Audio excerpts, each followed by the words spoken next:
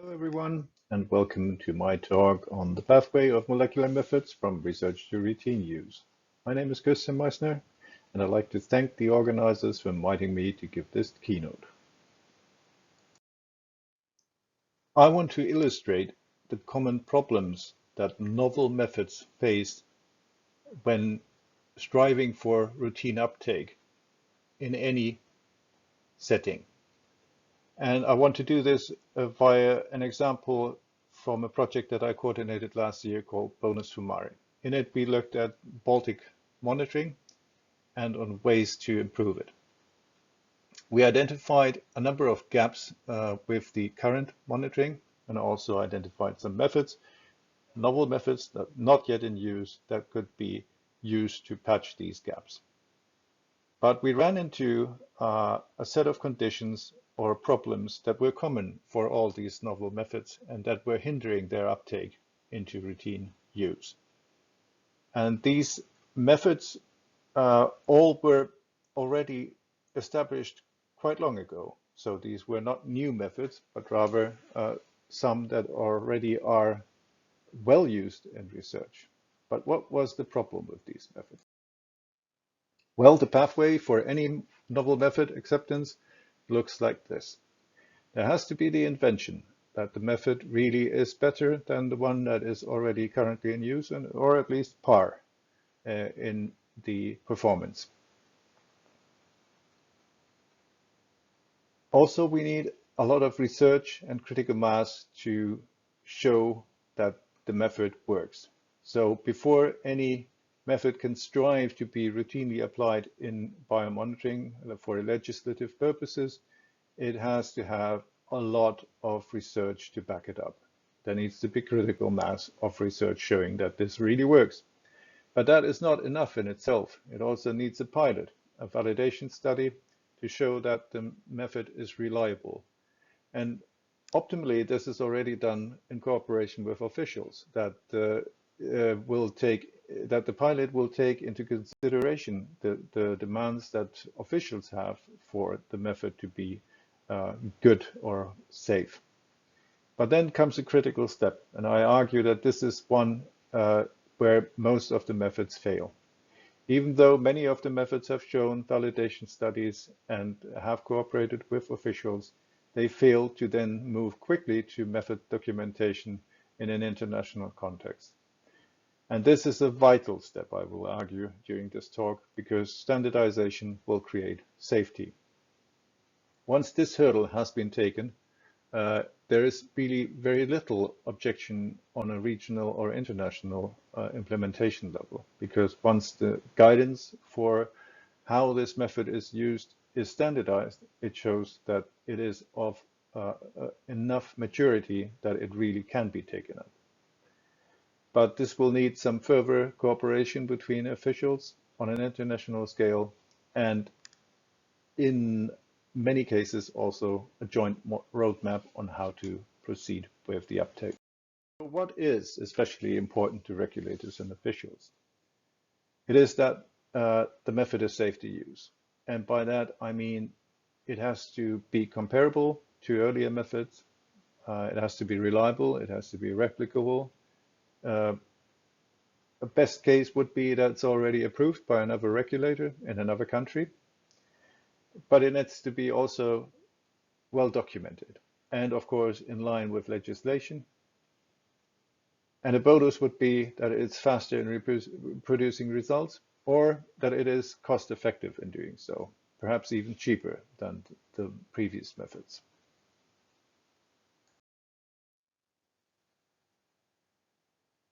Who should prove all the above to the officials? With whom lies the burden of proof? It cannot be a single researcher, because this is far too much of an effort that a single researcher cannot man. So it really requires the use of dedicated networks in order to make it happen. And ideally, these networks should be international. The biggest problem with any method striving for routine uptake is that there is no formalized process or pipeline to do so. This is true also for molecular methods and their strive to go into routine monitoring. But fortunately, there is another process already in place that is formalized and which creates common agreement on method viability across Europe. And this is CEN standardization. I want to now take a minute to give you a short example of a pilot or a validation study that was done in order to prove that a method is really viable.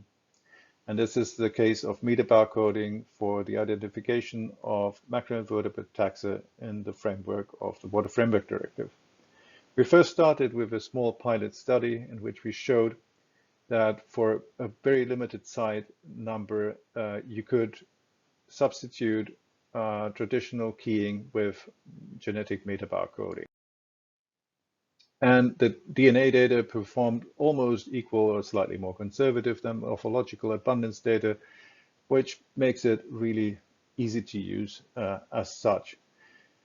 The results, of course, were very promising, but since this was a very small scale study, it needed to be put onto or to be replicated on a larger scale. And so we did a follow-up study that I coordinated called ScanDNANet, which was a Nordic validation effort.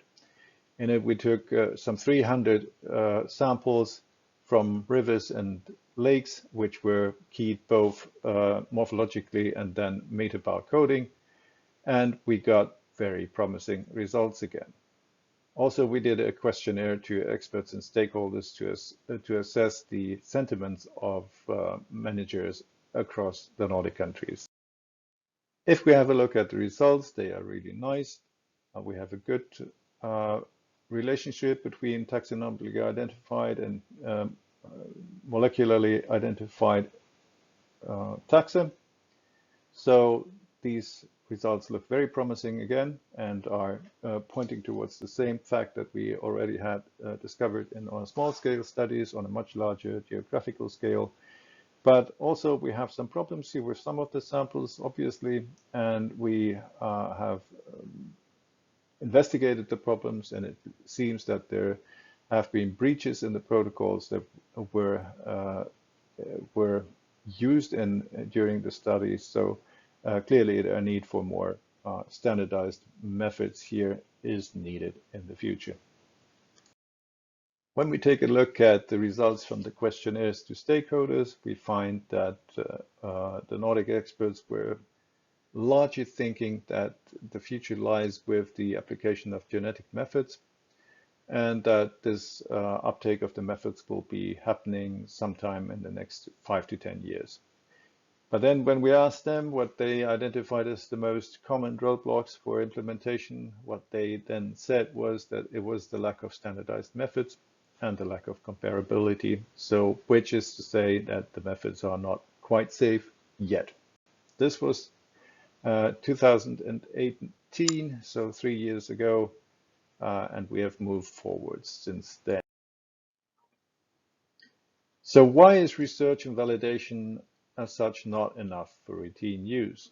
It is because research is often not in agreement. There's lots of research going on, and especially with novel methods, there's also often contradicting results in the very beginning, which are not in agreement.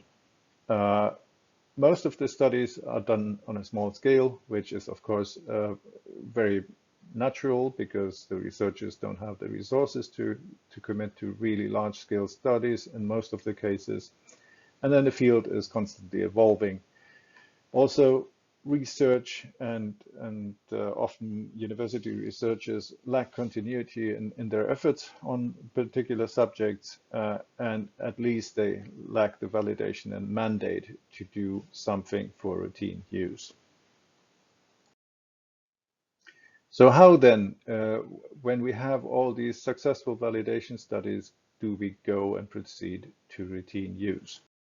Well, to do so, we need to move through standardization. I argue that standardization is the only process that will get us from the critical mass that we have amassed through research and all the validation studies to routine use in the EU.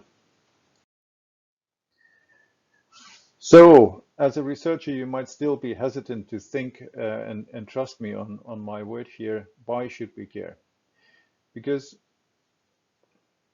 change will not occur on an international monitoring scale unless the methods are deemed safe to use. And this is because managers are afraid of non-compliance with present legislation. If in the EU legislative you are found not to be in line with legislation, even a citation to the European Court can become really costly, let alone if you're then found to be liable and you need to pay, then it becomes really costly. And that is something that any manager would want to avoid as far as they can. Another thing why standardized methods are really important is that pluralism will hinder official implementation, because then things are deemed unsafe. If there are 100 ways to do a thing, they are not really thought of as being particularly good at being used.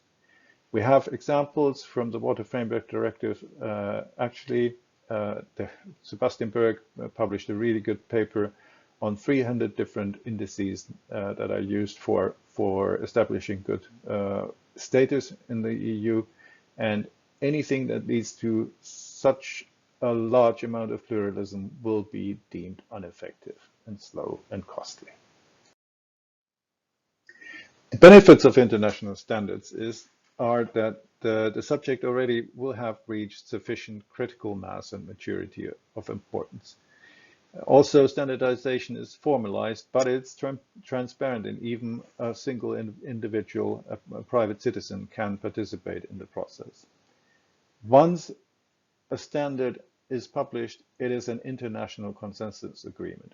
It means that at least 5 partners in the CEN community have agreed that this is something worthwhile standardizing, and none of them, the others, have objected to it. It is a much stricter process than a scientific peer review. For a standard, there are at least 5 to 34 potential national review committees that have looked through the standards, whereas a scientific manuscript normally gets 2 to 4 reviewers. Also, any standard is not set in stone. This is a belief that is not really true, but it is subject to revision every 5 years. So every 5 years it will come under revision, or it will be established whether revision is necessary. Also, if something is antiquated in less than 5 years, standards can be reviewed earlier than that. Many researchers are not familiar with European standardization, and they do not understand the large body of knowledge and expertise that lies behind it. CEN was established in 1961. It reaches about 500 million people. It has really strong links to international standardization, ISO standardization, and other standardization, and it involves about 200,000 experts with the different standards. CEN has already published 15,000 standards to date.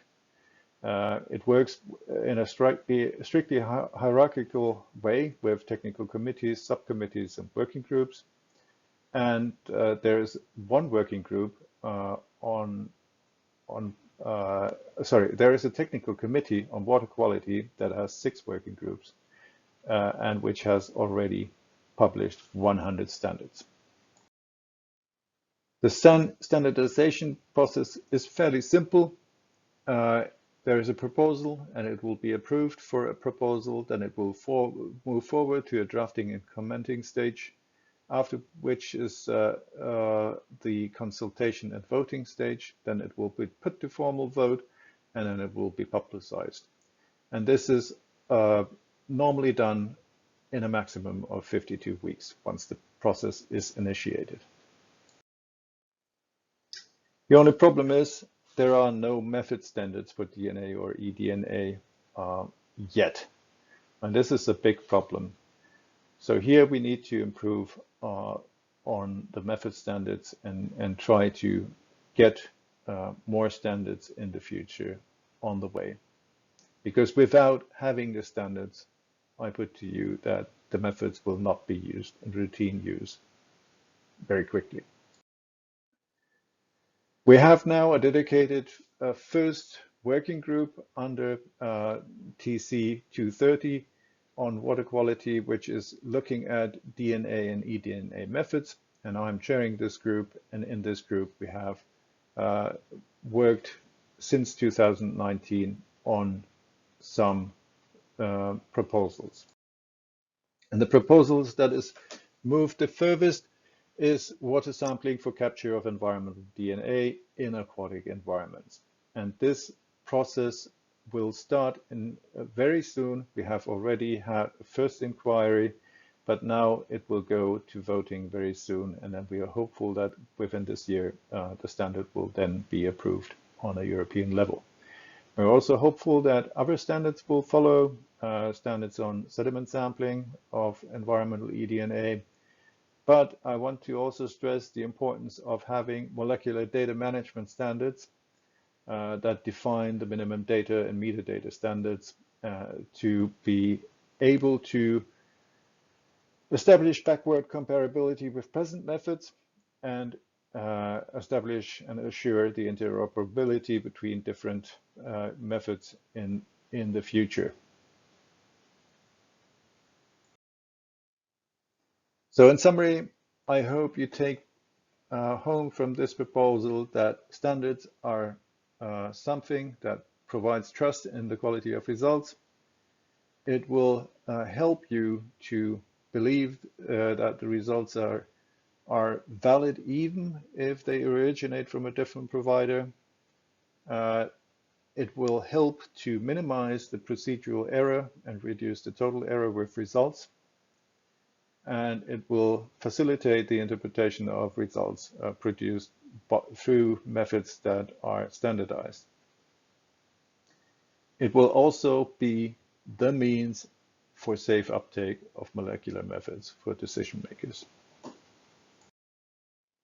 The next necessary steps that I foresee are that we need EU cooperation to design a joint roadmap to coordinate the safe uptake of novel molecular methods, to avoid any replication of efforts, and to avoid lengthy and unnecessary intercollaboration exercises due to pluralism of different methods. In closing, I want to say that my message to scientists is the following. Please do a lot of research, come up with good methods, then validate your methods. But once you have done that, please turn to standardization and bring your methods into the standardizing realm, because this way you will have a chance of the methods getting taken up into routine monitoring and legislation. Thank you.